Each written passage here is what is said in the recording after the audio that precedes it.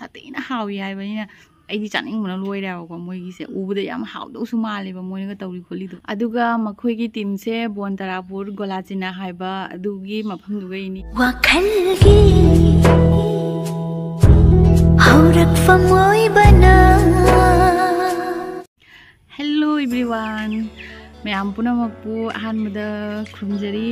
अदुगा ma'am ngasi अनौबा video अमा पुदुना लाक्सरे मैम गे मफमदा ngasi gi भिडियो से मैम खुदक्ता सेमा भिडियो ओइदोइनी अदुगा मैम ngasi gi भिडियो से करी मतांगनो हाबददी शर्मा कैटरिंग की मतांगनी ngasi gi भिडियो ओइदोइसे शर्मा कैटरिंग हाइबसे करिनो हाइबसे असिसे मैम गे मफमदा खतंग संदोना हाइजरंगेबको शर्मा कैटरिंग है मोइसे बोन तरापुरगिनी मोई गोलाचिना है अदो मोइना सर्विस अमा मोई टीम अमा तौना मोई कनोमा सेमेबको अदुगी करिनो हाबदा मोइना तौगी सर्विस से अखोई कनो लुहोंग खोंगोंबा अंगांग चाउंबा युम संकाबा निमोन चाकौबा अंगांगी बर्थडे अखोई सोरात फिरो लोई पुल्ले हाइरगा हौजिसु तत्पोन लायेनाको अदु मोइ सिगी सर्विस मोइ लोइ पि अदुना मयाम पुनमकना असिगी सर्विस से अखोई याम नुंगाइना हाइदि अखोइना असिगी कनोसे तौबा मतमदा सर्विस से लौबा मतमदा अखोइ लेइदनाको अखोइ जुंबुंगी ओइना तौगदबा थबक हाइबबु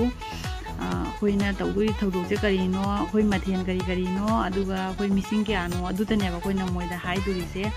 अतै मोइना लोइना ए टू जेड मोइना लोइ तौद्रोबनीबको अखोइ चाक थोंबदगी हौरगा कनो अखोइ चाबा लोरगा सिंजन फुचनबदगी बौजाउना मोइना लोइना सि सर्विसगा लोइ यावरबनेबा सिगिसे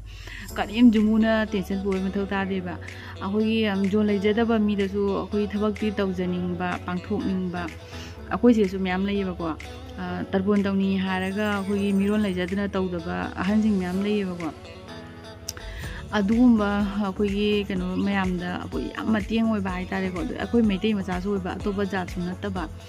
याम चाउथोकजनिंगाइसु ओइबा अदुगा मैतै मचाना ओइबनिना याम तरु तरुनसु तौइ याइ अइनसु भिडियोदसु ओरे तरु तरुन तौबाय मथक्तसु याम थीनसु हाउ याइ मोइगिदो अदुना मोइगी असिगुम्बा सुमाइना मैतैगी ओइना मोइना सुमाइ तौजरकबसे अइ इसामक्ति याम सपोर्ट तौजै अदु मयामनसु सुम अखोइ ट्राई तौबियोबा अखोइ जारिबोनदा अखोइगी जारिबोनदि असिसे लैतेबा सिगुम्बसे कनो भामोना थोंगरे असुम मरक मयागिसु अमनि लेदु तमना टीम ओइना सुमाइ तौबसे अइ थेंगनद्रियेबको अदुना मोइना सुमाइना सिगी सर्विस से पुरकोसे अइ खंजबदा अइ वखनसु याम खुदोंग जायना खल्लेबको हाइदि अखोइना मोइदा पिगदबा हाइबु मोइदा अखोइना अखोइगी थबक्तुगी मतुंगना सेल पिगे मंगाइ सेल पिबै मतांगदसु अखोइ हौजिकति ऑनलाइन पे तौबगी यामनासु कोमबा अदुगुमसु ओइरे अदुगी मथक्ता याम थीना नुआइरे हाइदुनेबको एनी ओकेशन की कनो प्रोग्राम पुनमक्की मोइना सि सर्विस लोइ लौबा गोबनिना अखोइ असिगा लौगी हाइबदो लेइत्रेबा अखोइ मोइ कनो भामोनगी सु ओइना तोंगाना असिगी अखोइ टीम सेमगा मोइ थायेसु हायेबा अखोइ तरपोनगुम्बादि अहनसिंग कनो तौबनिना भामोन नतदि जाय जाम लेइदनाको अदुगुम्बगिसु मोइ फजना असिगी सर्विस याम फजना पियैना हाय अदुना असिगी सर्विस म्याम अमुक्तंगि ट्राई तौबियोबको आइदि खंगदेबो हाइबदि आइदि सुम मोइदो अमुक्तंगि चागे हाइनदि अमु चाबै मतांगना यादेबको आइदि अमुक्तंग चागे हाइनदि खल्लेबा यामसु हाउइ हाइबनिना चादि चानि सोइदा चानिको अइ अदुगा मोइना पिदोइबा सर्विस से अखोइगी जारिबोन ऑल जारिबोन पुंबामसु अदुगी मोइगी कसारो करिवो अखोइ बोराबलिगु ओइबा अखोइगी मिटेइना ताबा एनी मफमदा मोइ असिगी मोइ सर्विस से पि अदु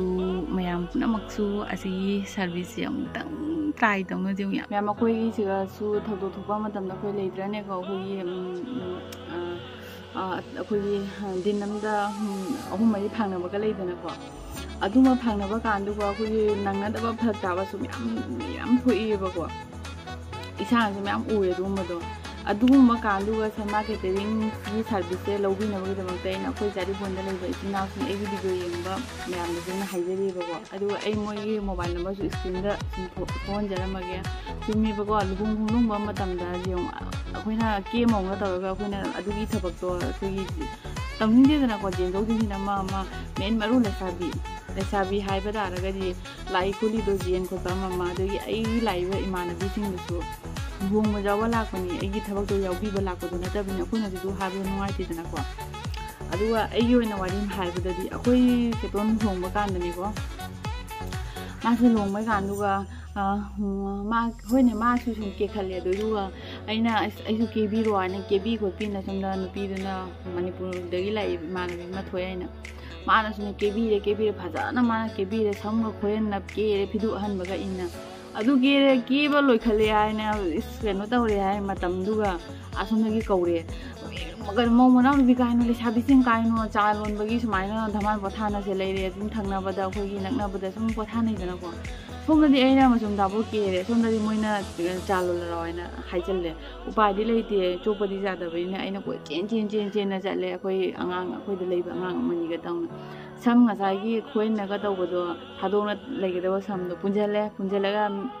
ꯃꯤ ꯌꯨꯝꯗꯣ ꯆꯠꯂ ꯍꯨꯃꯥꯡ ꯅꯄꯤ ꯀꯥꯡꯅ ꯏꯪꯊꯝꯊꯥꯗ ꯂꯨꯍꯣꯡꯉꯤꯃꯤ ꯑꯗꯨ ꯍꯨꯃꯥꯡ ꯅꯄꯤ ꯀꯥꯡꯅ ꯃꯌꯥꯝꯗꯣ ꯆꯥꯁꯤꯜꯂꯨ ꯍꯜꯂꯛꯄꯗ ꯑꯩ ꯁꯨꯝ ꯕꯤꯠ ꯇꯦꯛꯈ꯭ꯔꯦ ꯑꯗꯨꯒꯨꯝꯕ ꯀꯌꯥꯗꯣ ꯑꯩꯈꯣꯏꯒꯤ ꯑꯩ ꯂꯨꯍꯣꯡꯕ ꯑꯃ ꯌꯥꯎꯕ ꯐꯪꯍꯧꯗꯦ ꯂꯨꯍꯣꯡꯕꯁꯨ ꯑꯃꯐꯥꯎ ꯏꯃꯥꯟꯅꯕꯤꯁꯨ ꯐꯝꯃꯤꯟꯅ ꯐꯪꯍꯧꯗꯦ ꯂꯨꯍꯣꯡꯕꯐꯥꯎ ꯌꯦꯡ ꯐꯪꯍꯧꯗꯦ ꯑꯩꯈꯣꯏꯆꯦꯒꯤ ꯗꯥꯟ ꯄꯤꯔꯣ ꯍꯥꯏꯕ ꯀꯥꯟꯗꯨꯒꯗ ꯑꯩ ꯄꯩꯁꯥ ꯊꯥꯗꯕꯗꯣ ꯑꯩ ꯀꯔꯤꯝ ꯎꯖꯍꯧꯗ꯭ꯔꯦꯕ ꯑꯗꯨꯒꯨꯝꯕ ꯀꯌꯥꯗꯣ ꯍꯥꯏꯗꯤ ꯄꯣꯠꯇꯣ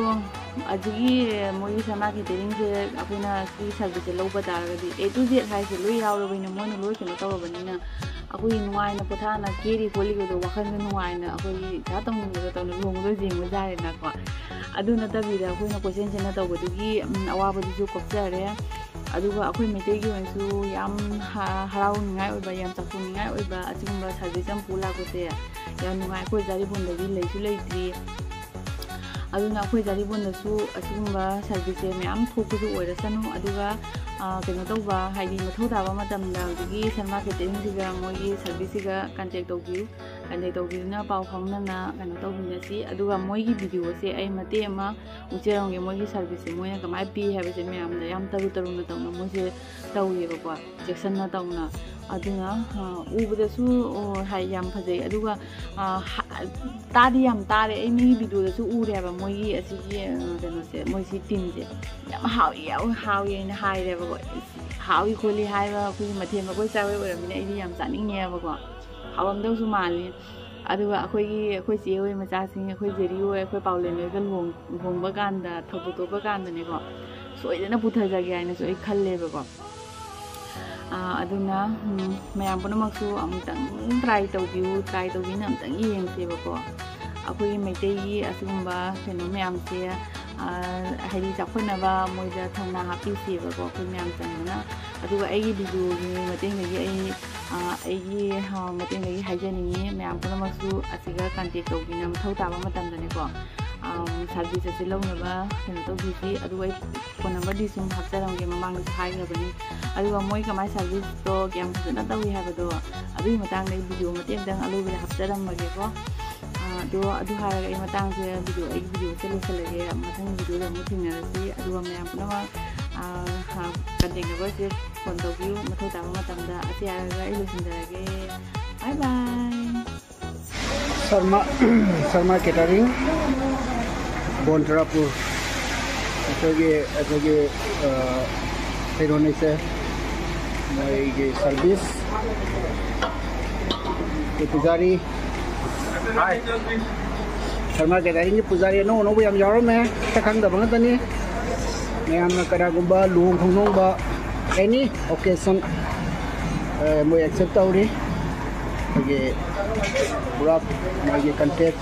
ꯅꯝꯕꯔ ꯂꯩ ꯃꯣꯏꯒꯤ ꯃꯣꯏꯒꯤ ꯁꯥꯔꯚꯤꯁ ꯃꯌꯥꯝꯗ ꯌꯦꯡꯍꯟꯖꯔꯛꯀꯦ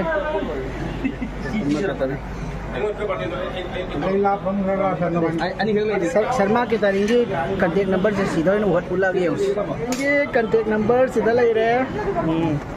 sida kanagumana idea tubong matangda luhong khongdong ba any occasion da service mogi service pam taragadi contact to biba jagani sida lere 8638512817 thank you tama ke taringi mathen je tumai to bi mong dai nó thì mong dai mà thì hình dáng nó có mấy tàu đẹp à ao em à